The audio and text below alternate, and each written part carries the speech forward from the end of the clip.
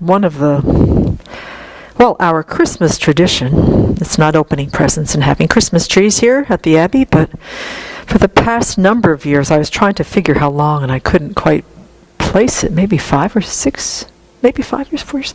Anyway, that we recite as a community, sort of together, softly out loud, the Guide to a Bodhisattva's Way of Life, the Bodhisattva Charyavatara by Shantideva, which is an extraordinarily inspiring text, at least in my mind, a former Catholic person, that Christmas always had meaning for me as far as the possibilities of peace in the world and how the human family could really rise to its potential. And so Christmas always stirred in me this kind of hope, this kind of joy, this kind of appreciation for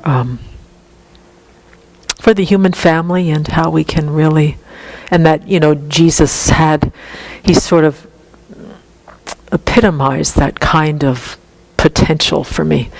And so we started reading Shantideva, which is all about those wonderful bodhisattvas inspiring us along the path. It kind of really segued quite nicely into this feeling that I'd like to generate, not only at Christmas, hopefully, but through the rest of the year. But it does hold kind of a special significance for me. And as I read these verses, there are a number of them that I kind of pause and think about, and I don't know, I go over them. They just touch me in a way that some of the verses don't. And there are some in here that are very, very famous. His Holiness says quite a few of them, but I wanted to share some of them over the next few times in BBC, to the ones that pause, get me to pause and ponder. And I'm not going to get into any details. I just want to share some little tiny points and some of the flavor of my mind that arises as a result of reading these verses. So the first ones are in the first chapter, which is called The Benefits of the Awakening Mind. Verses 16 to 19. And it is, as is understood by the distinction between aspiring to go and actually going, so the wise understand in turn the distinction between these two. Although great fruits occur in cyclic existence from the mind that aspires to awaken, an uninterrupted flow of merit does not ensue as it does with the venturing mind.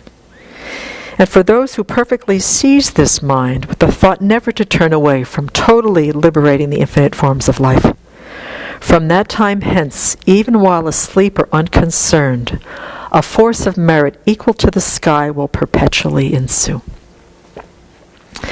It's interesting that these verses always capture me, even though, I am nowhere near, anywhere close to engaging bodhicitta.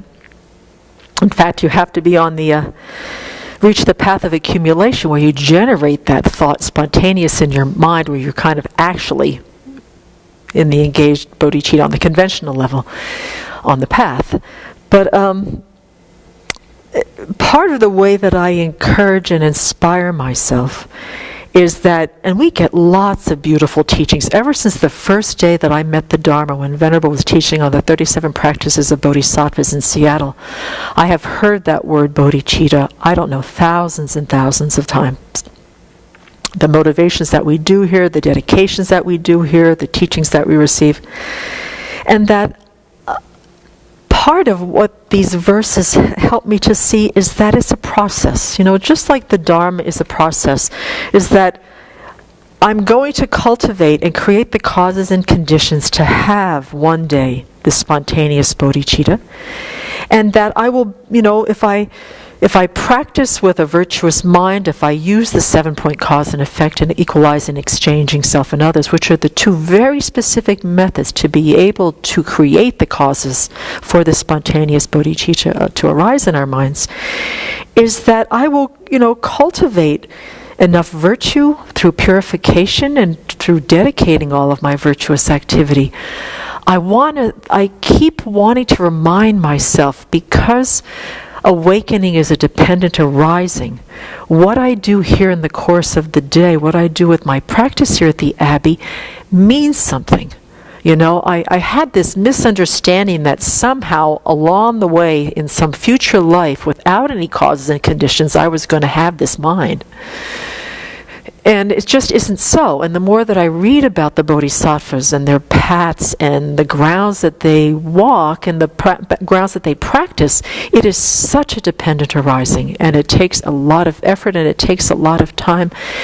But it brings a result. And that Buddhahood is the result of the bodhisattva practices. And that bodhicitta is the mind on which that awakening is based. And so, I mean, during the course of the day, you know, it takes an effort not only to call it to mind, to hold it, but to even for one activity for me to remind myself on why I'm doing something, that I'm doing it for this much, much greater purpose. Because for all sentient beings, our habituation is self-preoccupation, and that the self-centered thought is the fundamental sort of antithesis of bodhicitta. That most of my day is just self-concern.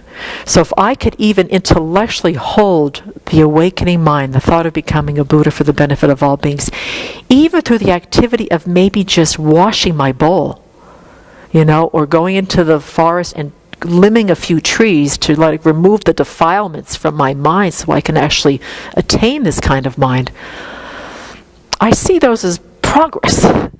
And so, and whenever the path of accumulation will occur, evidently the mind does recognize that. And that I also recognize that during the course of my day, every once in a while, I have this spontaneous joy to reach out and help other people without thinking about what's in it for me, how long is it going to take, what are they going to give me in return. It's just this sheer spontaneous wanting to help. And I would like to think that the way that my mind feels when I do that, because it's so easy and it only lasts for a little bit, is that's the kind of mind. It has some sort of little flicker of familiarity on what the mind of spontaneous bodhicitta is actually going to feel like, the flavor of it. So it's not like we're bereft of these moments. It's just that they have to, over time and lifetimes, they build upon one another, moment by moment, practice by practice. So I wanted to end this morning this is one of my favorite authors. His name is Geshe Tashi Tsering. He's part of the FPMT. He's done a whole series of books called The Foundation of Buddhist Thought, and this is one of my favorites. He teaches in the Jamyang Center in London. So he gives us some very, very practical advice and on how to at least get the aspiring bodhicitta, the contrived, the wish growing, and get the familiarity and get the strength of the mind to even wish for it, much less to be able to engage in it. So I wanted to leave you with this parting paragraphs. Cultivating the awakening mind is the work of many lifetimes, and the goal might seem so far in the distance that we lose sight of it and strive for lesser ones instead. Therefore, from the very beginning, we need to establish the benefits of bodhicitta as clearly and as strongly as we can in our minds. This is the motivation for everything we do, nothing less. So I recommend that in order to keep your motivation strong, you should habitually reacquaint yourself with the writings on the bodhicitta practice, which we have a plethora of. I mean, His Holiness has got books. Most of the teachers, a lot of the Tibetan teachers have talk about it, some have written about it. There are just a plethora of these beautiful teachings. This is what's interesting, what he says.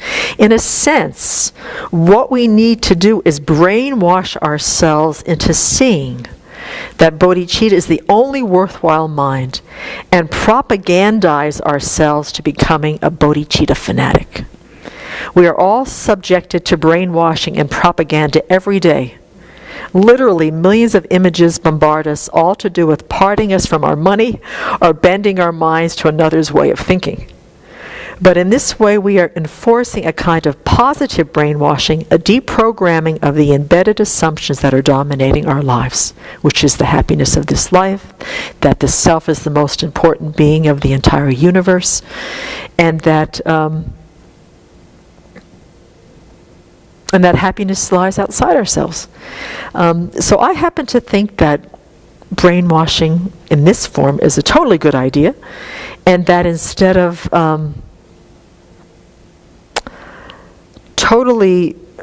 it's just turning what we're putting our mind to. And here at the Abbey, we don't have so much of that powerful input from, the visuals out there and billboards and newspapers and magazines and stuff, but we've got enough going on in the internet. Is that how to use these teachings to really reprogram how we think and what's important to ourselves. And that we do it as much as we can every day, and to remember, even if it's just an intellectual thought, that I myself alone will attain awakening for the sole purpose of benefiting each and every living being, no matter how long it takes. Just to say that.